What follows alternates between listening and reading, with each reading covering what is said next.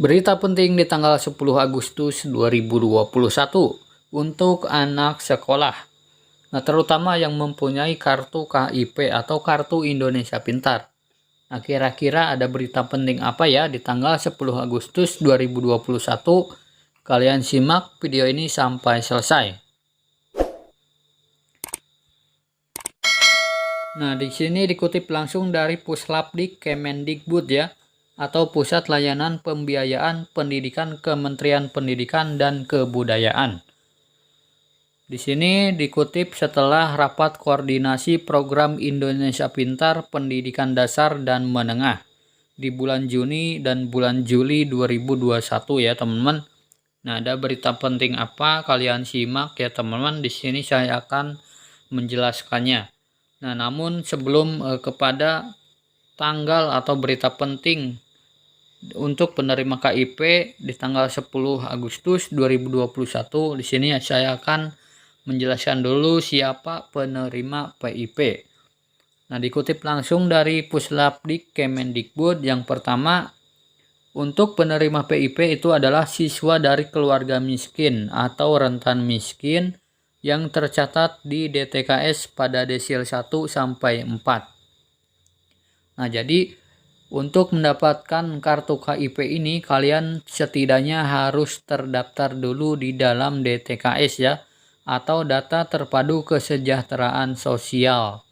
Nah, jadi silakan yang pertama kalian minta diusulkan untuk daftar ke DTKS terlebih dahulu ya, ke kelurahan atau desa kalian masing-masing.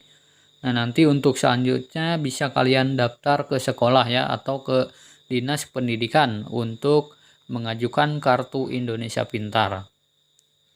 Nah, kemudian yang kedua, siswa dari keluarga miskin atau rentan miskin yang diusulkan oleh Dinas Pendidikan dan pemangku kepentingan.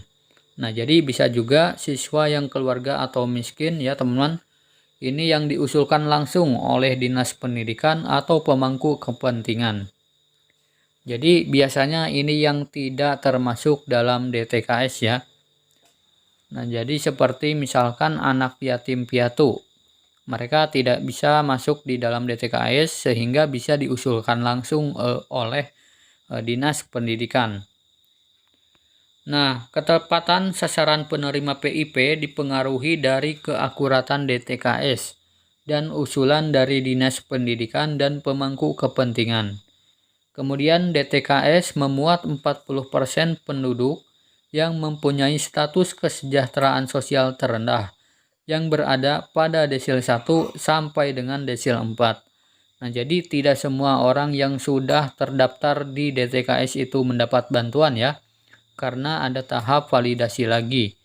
Nah, jadi karena adanya tingkat kemiskinan itu berbeda-beda ya teman-teman. Jadi diutamakan yang mendapatkan bantuan KIP ini adalah yang dalam desil 1 sampai dengan desil 4 ya.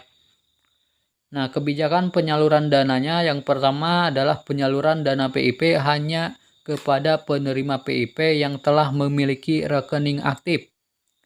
Nah, jadi untuk kalian yang sudah mendapatkan SMS dari Kemendikbud dan disuruh aktivasi rekening, segera kalian lakukan aktivasi rekening ya jika belum melakukan aktivasi. Seluruh penyaluran dana dilakukan hanya kepada penerima dengan status rekening aktif yang ditetapkan dalam SK pemberian PIP. Penerima yang belum memiliki rekening aktif dimasukkan dalam SK nominasi penerima PIP. Nah, jadi yang mendapatkan SMS dari Kemendikbud itu kalian sudah masuk SK nominasi penerima PIP ya. Nah, kemudian SK pemberian PIP yang kedua berisi daftar nama penerima PIP yang telah memiliki rekening aktif dan mendapatkan dana PIP. Kemudian di poin yang ketiga, SK nominasi penerima PIP berisi daftar nama nominasi penerima PIP belum memiliki rekening aktif dan diharapkan segera melakukan aktivasi rekening untuk dapat ditetapkan sebagai penerima PIP pada SK pemberian PIP.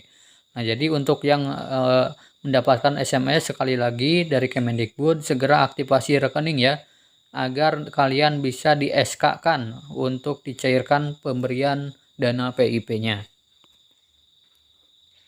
Nah, di sini ada proses aktivasi rekening ya. Yang keempat, proses aktivasi rekening diberikan waktu sampai dengan tanggal 30 September 2021 yang dilakukan dalam 3 periode ya. Nah, jadi untuk yang sudah mendapatkan SMS dari Kemendikbud, batas waktu aktivasi rekeningnya yaitu tanggal 30 September 2021 ya. Itu sudah tahap terakhir, tahap ketiga. Jadi sebelum tanggal 30 September segera kalian lakukan aktivasi rekening. Nah, kita langsung saja di sini kepada berita penting ya, atau tanggal penting di tanggal 10 Agustus 2021. Nah, di sini ada di bagian evaluasi SK nominasi. Seluruh nominasi penerima PIP akan dievaluasi bersama-sama secara periodik. Nah, kemudian rekening nominasi penerima PIP yang telah diaktifasi selanjutnya ditetapkan menjadi penerima PIP pada SK pemberian PIP. Kemudian SK pemberian PIP berdasarkan nominasi penerima PIP yang telah mengaktifasi rekening dilaksanakan dalam 3 periode. Khusus kelas akhir hanya ada di periode evaluasi yang pertama.